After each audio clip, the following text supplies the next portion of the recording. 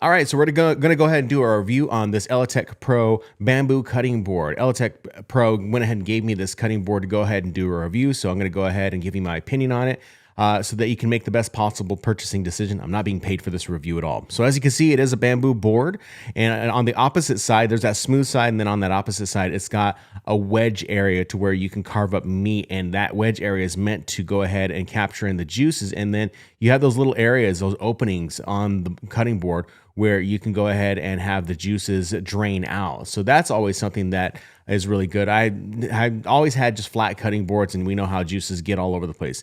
This also serves as a tray, as you can see, so you can go ahead and use it as a tray if you need to take it outside, if you're barbecuing or doing whatever. But it's got handles on both sides, and that's what I really like about this cutting board. It does have two sides. But I think the thing that I love the most about it is that the wedges on the actual cutting board itself allows you to really grip the meat. Let's say you're carving up meat, you can grip the meat, and when you're cutting it, you can cut right into those wedges. And of course, the juices are going to be caught there, but you're not having to deal with sliding meat on an actual cutting board. I really like that this is set up that way. Now, like I said, you could use the other side of it to go ahead and use as cutting for vegetables and whatnot. But in this instance, we're going to be using it to carve up some chicken, some raw chicken, and we're going to use that flat side. Now, I'm not really cutting into the board, but I am just using it just because I need to slice these pieces of chicken in half. I like to slice my pieces of chicken in half because today I'm going to be making and food prepping just for some chicken for a salad.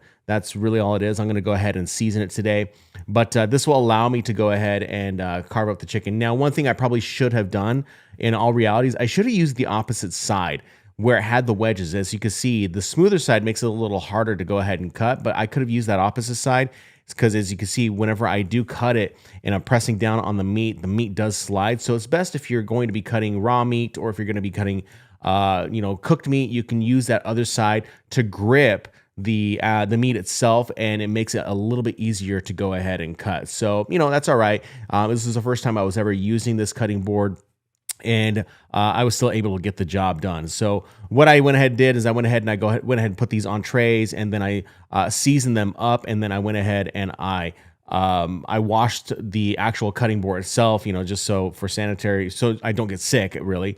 And so and then of course I'm going to go ahead and season up my chicken, and we're going to go ahead and get that all taken care of and put that into the oven so that I can go ahead and have chicken for a meal tonight whenever I go into work. So once I gone ahead and I've cooked the chicken, I gone ahead and I placed it on the side where it has the wedges, and we're gonna go ahead and cut into it today.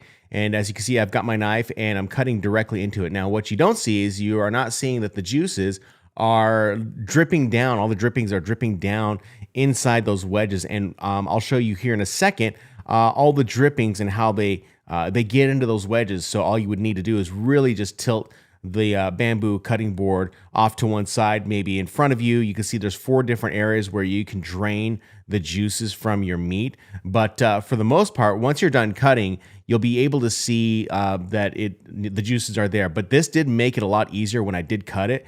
As you can see, there's a little bit of a grip right there. It's not moving anything. You're not moving any, the meat isn't moving all across the actual cutting board itself. So in this particular instance, I went ahead and decided to go ahead and cut my chicken into wedges so that I can possibly even get a little more of the drippings down in there. So once I do that, I can go ahead and show you the example of the actual drippings going down into the cutting board itself. So as you can see in this next shot, I'm going to go ahead and I'm going to tip the cutting board so that you can go ahead and see all the drippings down there in the wedges. And then you can see right there off to the right, you can see there's drippings right there that are coming out. So this really makes it a useful tool in the kitchen. If you don't want to make messes, if you don't want to have to clean up all the time, this will really help out really well. So, and as far as cleaning this board is concerned, it's really easy to clean. Make sure that you go ahead and you put it, hand wash it. I would recommend that you do hand wash it and you get all of the food out of the wedges so that it'll make it easier to go ahead